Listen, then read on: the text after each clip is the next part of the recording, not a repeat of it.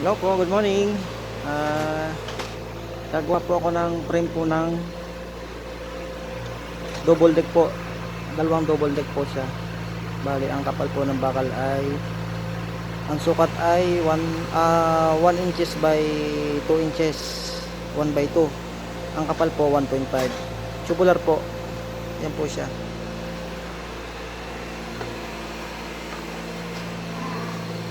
Bali po, dalawa pong double deck po ang gagawin ko. Yan po siya. Bali, aasimbulin ko po dito sa baba yung pinaka frame niya, tapos yung dalawang pa sa gilid na may kasamang headboard.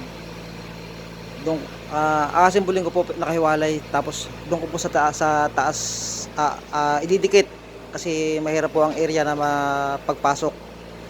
Hindi po siya maipapasok ng buo.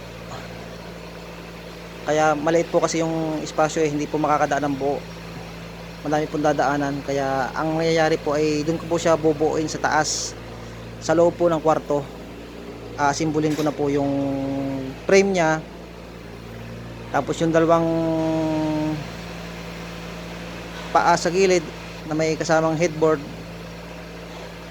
dito ko na po simbolin din.